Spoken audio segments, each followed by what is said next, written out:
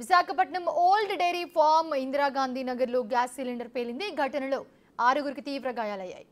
క్షతగాత్రులను నిమ్స్ హాస్పిటల్కి తరలించారు. ఘటనలో మహిళ తలకి తీవ్ర గాయమైంది. ప్రస్తుతం ఇద్దరు పరిస్థితి విషమంగా ఉన్నట్లుగా తెలుస్తోంది.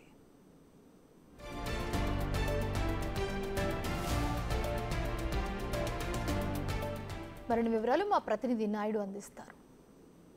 విశాఖలో పండగ పూట విషాదం చోటు చేసుకుందని చెప్పొచ్చు.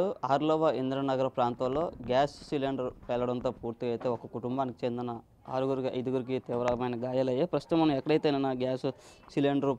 గ్యాస్ లీక్ అయిందో ఆ స్పాట్లో ఉన్నాం. పూర్తిగా ఇంట్లో ఎవరు లేరు. గ్యాస్ లీక్ అయ్యి పూర్తిగా అయితే అన్ని డోర్లు క్లోజ్ ఉండడంతో పూర్తిగా రాత్రి వచ్చి స్విచ్ ఆన్ చేసే లోపే పూర్తిగా గ్యాస్ సిలిండర్ పేలడంతో పెద్ద ఎత్తున అయితే ఈ గోడ మొత్తం ఇంటి అంతా పడిపోవడం జరిగింది. దీని ప్రభావంతో 3 ఇళ్ళు పూర్తిగా మనం చూసుకోవచ్చు. 3 ఇంట్లో కూడా ఎఫెక్ట్ ఎక్కువగా ఉందని చెప్పొచ్చు. ఈ నేపథ్యంలో ఎప్పుడు ఒక లేడీ అయితే ఇక్కడ ఇంట్లో ఉంటుంది. వీళ్ళ పిల్లలు హాస్టల్లో ఉంటారు. నేను పండగ కావడంతో పూర్తిగా హాస్టల్ నుంచి ఇంటికి రావడంతో ఒక్కసారిగా అయితే అందరూ సరదాగా గడిపిన పరిస్థితి. ఈ నేపథ్యంలో ఉదయం అంతా తలుపులన్నీ వేస్తున్నాయి. సాయంత్రం వచ్చేసరికి వాళ్ళకి గ్యాస్ లీక్ అయినడంతో పూర్తిగా అయితే ఈ ఎఫెక్ట్ అయితే జరిగిందని చెప్పొచ్చు. ఈ నేపథ్యంలో ఇక్కడ స్థానికులు కూడా రాత్రి ఎంతో భయాందోళన చెందారు. వెంటనే వీళ్ళని హాస్పిటల్కి తీసుకెళ్లారు. 3 ప్రైవేట్ హాస్పిటల్, మరో 2 విమ్స్ హాస్పిటల్లో ఉన్న పరిస్థితి.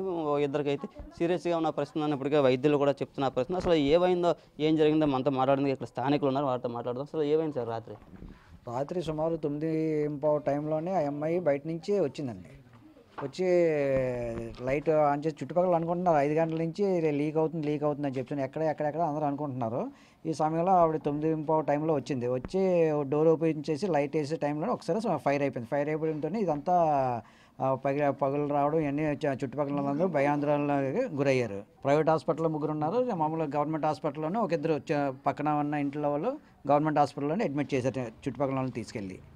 ఒకే ఫ్యామిలీ చెందిన వాళ్ళు? లేదు, వేరే ఫ్యామిలీకి చెందిన వాళ్ళు. దీంట్లో ఉన్న వాళ్ళ తల్లి, 2 పిల్లలు ఒక ఫ్యామిలీ.